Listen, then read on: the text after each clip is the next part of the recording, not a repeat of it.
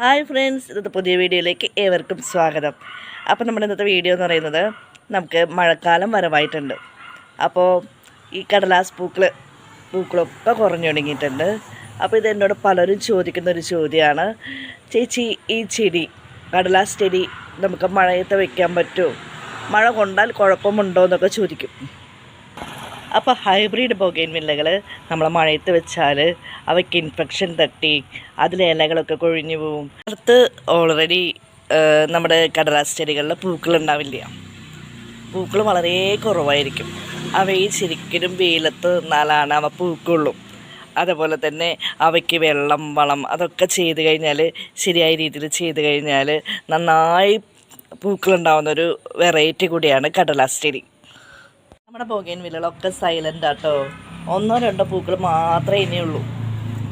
ഒക്കെ കൊഴിഞ്ഞു തുടങ്ങിയിട്ടുണ്ട്. നമുക്ക് ഇടയ്ക്ക് മഴയൊക്കെ പെയ്യുന്നുണ്ട്. രാത്രി സ്ഥിരം ഇവിടെ തൃശ്ശൂർ, എൻ്റെ സ്ഥലം തൃശ്ശൂരാണ്. അപ്പോൾ തൃശ്ശൂർ ഭാഗത്തൊക്കെ ഇടയ്ക്ക് മഴയൊക്കെ പെയ്തു തുടങ്ങിയിട്ടുണ്ട്. രാത്രി സമയത്ത് സ്ഥിരം മഴയാണ്. അപ്പം ഒരുവിധം പൂക്കളൊക്കെ കൊഴിഞ്ഞിട്ടുണ്ട്. ഒന്നോ രണ്ടോ പൂക്കൾ മാത്രമേ ചിലതിലുള്ളൂ. അപ്പോൾ നമ്മൾ മഴയത്ത് എന്തായാലും ചെടികൾ വെക്കരുത്. അതായത് കടലാസ് ചെടികൾ, ഹൈബ്രിഡ് വെറൈറ്റികൾ ഒരിക്കലും അത് മഴയത്ത് വെക്കരുത്. അതിന് ഇൻഫെക്ഷൻ തട്ടും. നമ്മൾ സാഫ് വെള്ളം കടയ്ക്ക് ഒഴിച്ചു കൊടുക്കുക, അതുപോലെ തന്നെ സാഫ് തെളിക്കുക. അതൊക്കെ ചെയ്താൽ തന്നെ ഒരുവിധം ഇൻഫെക്ഷനും കാര്യങ്ങളൊന്നും ഇല്ലാതാവും. നമ്മളിവിടെ പൂക്കളുണ്ടാവാനായിട്ട് ഡാപ്പ്, NPK ഇതൊക്കെ ഉപയോഗിക്കാറുണ്ട്. NPK 19 നമ്മളിവിടെ ഉപയോഗിക്കുന്നത്.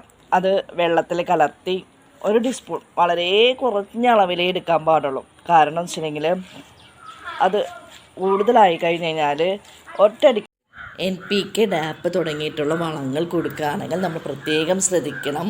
അതിന് അളവ് വളരെ കുറച്ച് മാത്രം കൊടുത്താൽ മതി. ഇത് കെമിക്കൽ അടങ്ങിയിട്ടുള്ള വളങ്ങളാണ്. അപ്പോൾ അതിന് ഡോസ് കൂടിക്കഴിഞ്ഞ് കഴിഞ്ഞാൽ അവ പെട്ടെന്ന് കരിഞ്ഞു പോകാനുള്ള ചാൻസ് ഉണ്ട്. ഇനി മഴക്കാലത്ത് നമ്മൾ ഒരു ആവശ്യത്തിന് മാത്രം വെള്ളം ചേർത്താൽ മതി, വെള്ളം കൊടുത്താൽ മതി. വേനൽക്കാലത്ത് പിന്നെയും രാവിലെ വൈകുന്നേരമൊക്കെ ചില നേരത്ത് നനയ്ക്കാറുണ്ട്. പക്ഷെ മഴക്കാലത്ത് അതിൻ്റെ ആവശ്യമില്ല. അത്യാവശ്യം നനവ് ആ മണ്ണിലുണ്ടാവും.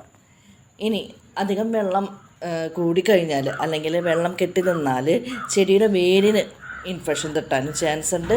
ചെടി വേര് മൊത്തം ചീഞ്ഞു പോകാനും ചാൻസ് ഉണ്ട്. അപ്പം അതൊക്കെ പ്രത്യേകം ശ്രദ്ധിക്കണം. സാഫ് അപ്പോഴും കലക്കി ഒന്ന് ഒഴിച്ചു കൊടുക്കുക. ആഴ്ചയിൽ ഒരിക്കൽ സാഫ് അടിച്ചു കൊടുക്കുക.